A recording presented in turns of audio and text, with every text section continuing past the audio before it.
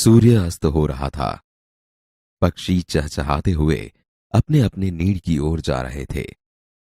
गांव की कुछ स्त्रियां पानी लेने के लिए घड़े लेकर कुएं की ओर चल पड़ी। पानी भरकर कुछ स्त्रियां तो अपने घरों को लौट गई, परंतु उनमें से चार कुएं की पक्की जगत पर बैठकर आपस में इधर उधर की बातें करने लगी।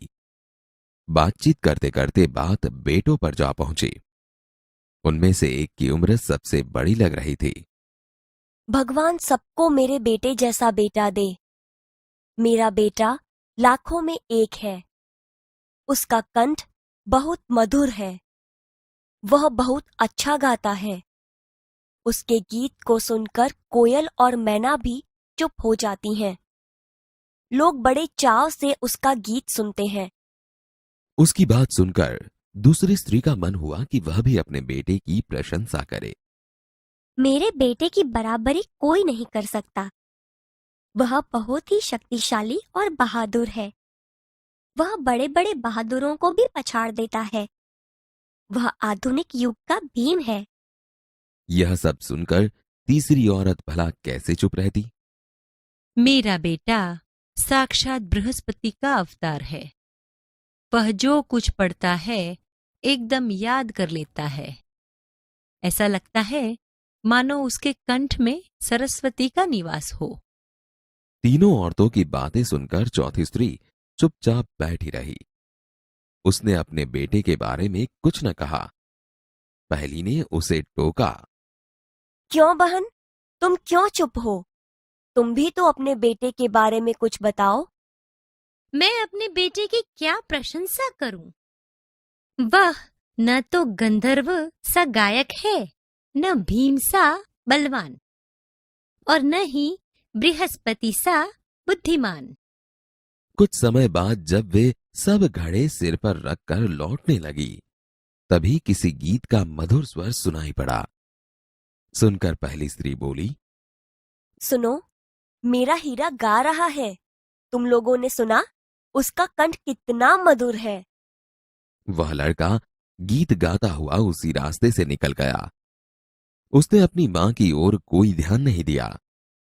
इतने में दूसरी स्त्री का बेटा उधर से आता दिखाई दिया। दूसरी स्त्री उसे देखकर गर्व से बोली, देखो, वह मेरा लाडला बेटा आ रहा है। शक्ति और सामर्थ्य में इसकी बराबरी कौन कर सकता है? वह यह कह रही थी कि उसका बेटा भी उसकी ओर ध्यान दिए बिना ही निकल गया। वे कुछ आगे बढ़ी तो एकाएक तीसरी स्त्री का बेटा उधर से संस्कृत के श्लोकों का पाठ करता हुआ निकला। उसके उच्चारण से ऐसा लग रहा था मानो उसके कंठ में साक्षात सरस्वती विराजमान हो। देखो, यही है मेरी गोद का हीरा। इसे कौन बृहस्पति का अवतार नहीं कहेगा। परंतु उसका बेटा भी मां की ओर देखे बिना आगे बढ़ गया। वह अभी थोड़ी ही दूर गया था कि चौथी स्त्री का बेटा भी अचानक उधर से आ निकला। वह देखने में बहुत ही सीधा सादा और सरल प्रकृति का लग रहा था।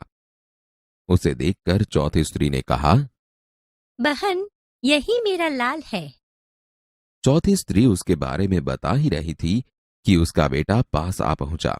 अपनी मां को देखकर वह रुक गया और बोला, मां, लाओ मैं तुम्हारा घड़ा पहुंचा दूं।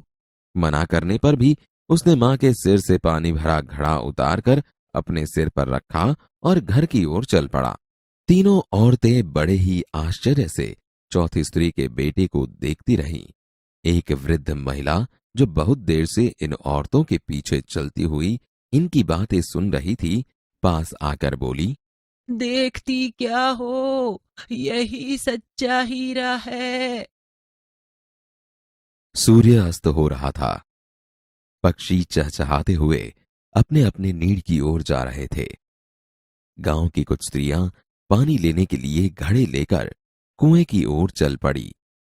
पानी भरकर कुछ स्त्रियां तो अपने घरों को लौट गई, परंतु उनमें से चार कुएं की पक्की जगत पर बैठकर आपस में इधर उधर की बातें करने लगी। बातचीत करते करते बात बेटों पर जा पहुंची।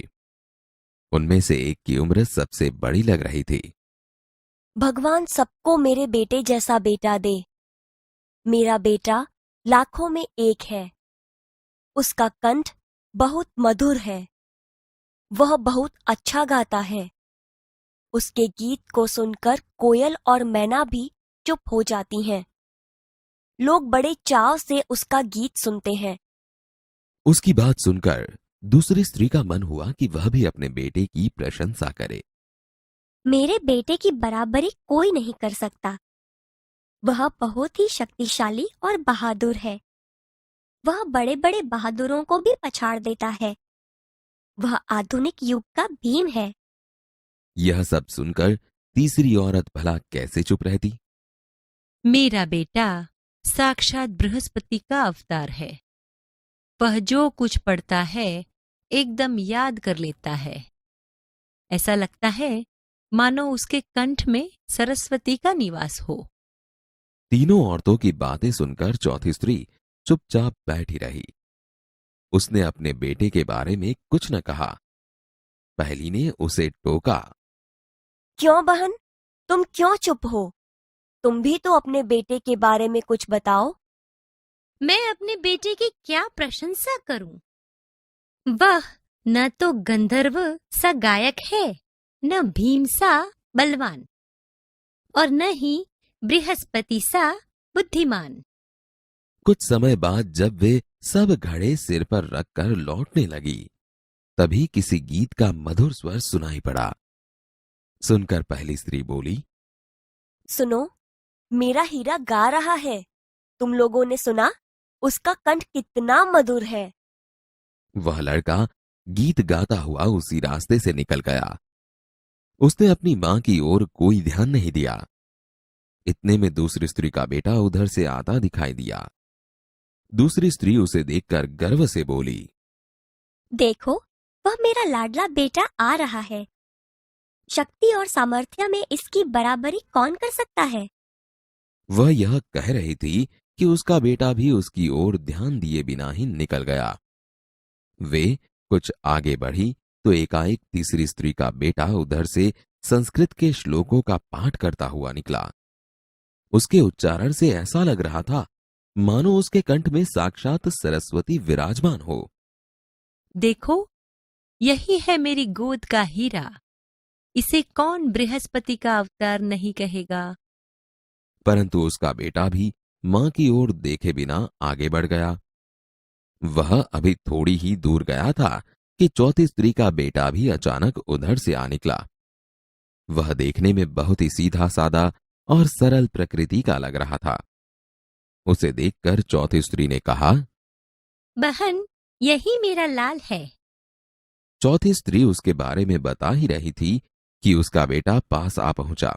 अपनी मां को देखकर वह रुक गया और बोला, माँ, लाओ मैं तुम्हारा गड़ा पहुंचा दूं।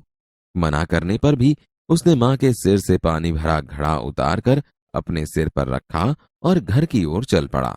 तीनों औरतें बड़े ही आश्चर्य से चौथी स्त्री के बेटे को देखती रहीं।